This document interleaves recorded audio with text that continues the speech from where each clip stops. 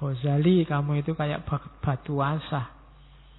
Kamu menajamkan orang lain tapi kamu sendiri nggak tajam. Kenapa kamu nggak menjalankan yang kamu omongkan?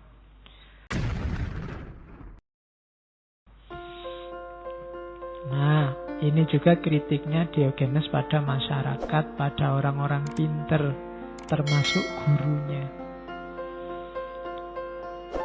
Katanya Diogenes, menjadi orang baik itu tidak bisa hanya paham tentang kebaikan atau ngomong tentang kebaikan.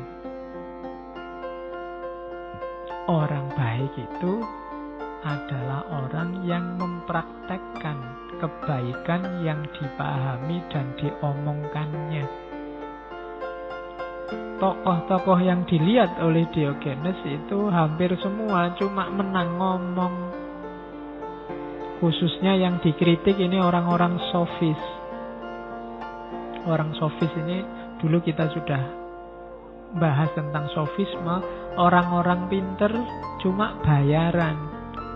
Para filosof, orang-orang yang ngerti filsafat, hanya saja filsafatnya dipakai untuk mencari keuntungan untuk dirinya sendiri. Jadi maju tak gentar membela yang bayar. Itu kaum sofis. Siapa yang ngundang berani bayar berapa, ingin kebenaran versi apa, akan dikasih. Nah itu sofis. Yang itu dikritik hebat, baik oleh Sokrates apalagi oleh Diogenes. Wong gurunya saja yang tidak mempraktekkan yang diomongkan dikritik oleh Diogenes. Aristippus.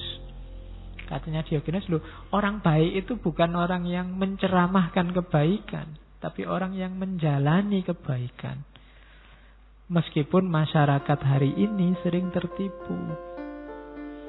Melihat orang ngomong, orang ceramah tentang kebaikan, terus dianggap orang ini mesti orang baik. Belum. Orang baik itu tidak diukur dari kata-kata dan ceramahnya, tapi dari perilakunya. Ini yang sering dilupakan orang, katanya Diogenes. Maka, katanya Diogenes, setahu saya manusia itu terlalu banyak omong, terlalu banyak mengumbar kata-kata tanpa mempraktekkannya.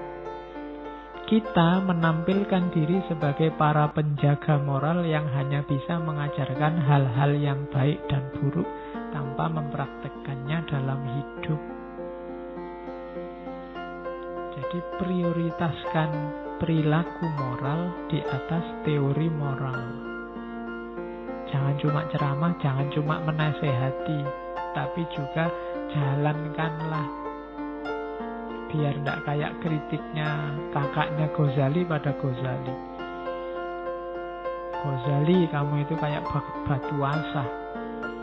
Kamu menajamkan orang lain, tapi kamu sendiri nggak tajam. Kenapa kamu nggak menjalankan yang kamu omongkan?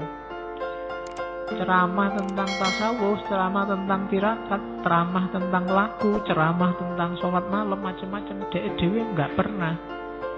Buat apa? Orang yang kamu ceramai sukses dekat sama Allah, tapi kamu sendiri macet. Itu yang bikin terus Ghazali kelimpungan, terus mengembara kurang lebih 12 tahun untuk menjalani laku.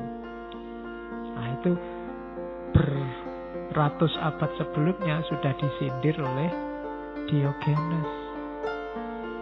Jadi orang yang menceramahkan kebaikan itu belum tentu orang baik. Karena ukurannya baik atau tidak orang yang menjalankan kebaikan.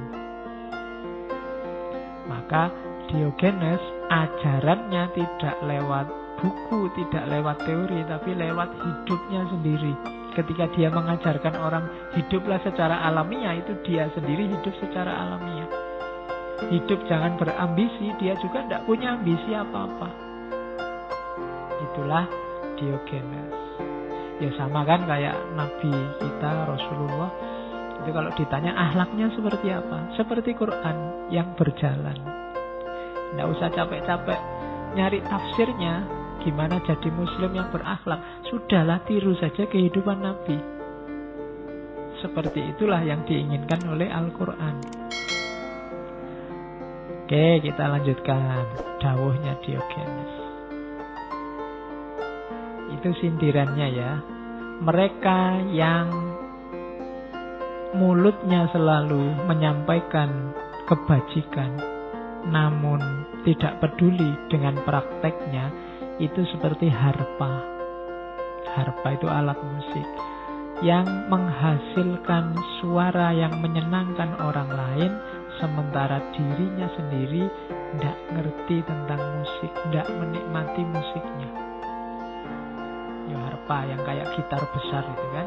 Jadi kayak gitarnya sendiri yang keluar dari gitar itu suara yang indah, tapi gitarnya sendiri tidak menikmati yang lain, yang di luar dirinya. Maka siapapun penceramah, siapapun tukang ngomong, tukang dakwah yang baik-baik harusnya mempraktekkan. Kalau tidak, dia kayak alat musik. Kalau sindirannya Al-Quran, kaburo maktan. Jadi isone cuma ngomong tapi tidak bisa menjalankan.